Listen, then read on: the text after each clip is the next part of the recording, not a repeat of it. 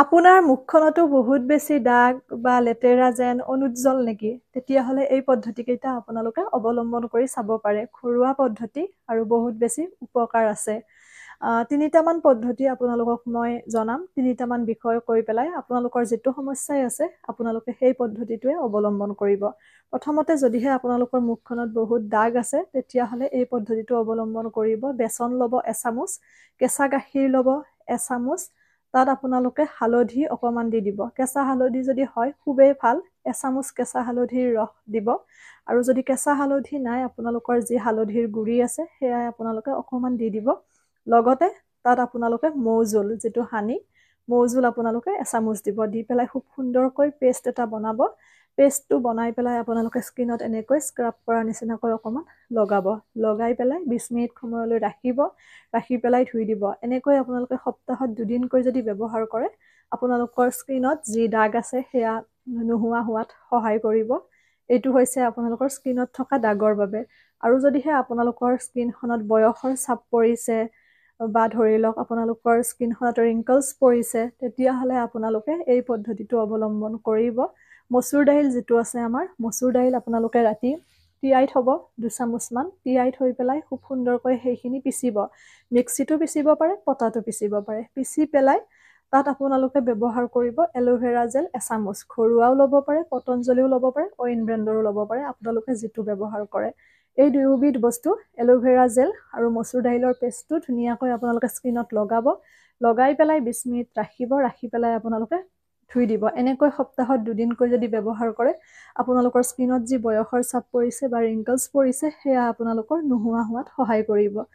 আৰু যদিহে আপোনালোকৰ নাকত এইবোৰ গুটি গুটি নিচিনা ওলাইছে, ঠাণ্ডা দিনত বিশেষকৈ বহুতৰে এই সমস্যাটো হয়, হোৱাইট হেডছ, ব্লেক হেডছ এইবোৰ হৈ যায়। আৰু লগতে যদি স্কিনখন আপোনালোকৰ ডাল হৈ গৈছে, অনুজ্জ্বল হৈছে তেতিয়াহ'লে এই পদ্ধতিটো আপোনালোকৰ বাবে। চাউলৰ গুড়ি, যিকোনো ভাত খোৱা চাউলৰ গুড়ি আপোনালোকে এচামুচ ল'ব।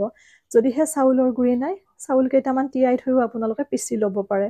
এচামুচ কেঁচা চাউলৰ গুড়ি, তাত আপোনালোকে মৌজোল দিব এচামুচ, আৰু লগতে তাত আপোনালোকে এল'ভেৰা জেল এচামুচ আৰু গোলাপ জল অকণমান আধা চামুচমান দিব। দি পেলাই ধুনীয়াকৈ পেষ্ট এটা বনাব। বনাই পেলাই স্ক্ৰাব কৰাৰ নিচিনাকৈ আপোনালোকৰ মুখখনত নাকৰ কাষবোৰত এনেকৈ স্ক্ৰাব কৰিব। কৰি পেলাই 20 মিনিট সময় ৰাখিব। ৰাখি পেলাই আপোনালোকে ধুই দিব।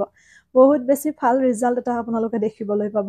আৰু যদি আপোনালোকৰ মুখত ক'লা চৰম আছে, মানে ক'লা দাগ যে থাকে, বগা চৰমৰ নিচিনা ক'লা চৰমো থাকে এটা ক'লা ক'লা, তেতিয়াহ'লে এই পদ্ধতিটো আপোনালোকৰ বাবে। তুলসীটো চিনিয়ে পায়, তুলসীৰ গুৰিত চাকি যে দিয়ে, তুলসীৰ ৰস আপোনালোকে তুলসী পাতৰ ৰস 2 চামুচ ল'ব। তাত আপোনালোকে মৌজোল এচামুচ দিব। 2 চামুচ তুলসী পাতৰ ৰস, এচামুচ মৌজোল, আৰু লগতে তাত আপোনালোকে বেচন দিব আধা চামুচ। এই গোটেইখিনি বস্তু খুব সুন্দৰকৈ মিহলি কৰি পেক এটা বনাব। বনাই পেলাই আপোনালোকৰ স্কিনত লগাব। অকণমান কমলা টেঙাৰ ৰসো এড কৰিব পাৰে, যিহেতুকে কমলাৰ ছিজন হয়। কমলা টেঙাৰ ৰসটো স্কিনৰ বাবে বহুত বেছি ভাল। ধুনীয়াকৈ মুখখনত লগাব। লগাই পেলাই আপোনালোকে 20 মিনিট সময় ৰাখিব। ৰাখি পেলাই ধুই দিব। এই গোটেইকেইটা পদ্ধতিয়ে বহুত বেছি ভাল স্কিনৰ বাবে। মই যিখিনি ক'লোঁ ব্যৱহাৰ কৰিব, যাৰ যিটো সমস্যা আছে, আৰু মোক জনাবলৈ নাপাহৰিব ৰিজাল্টটো।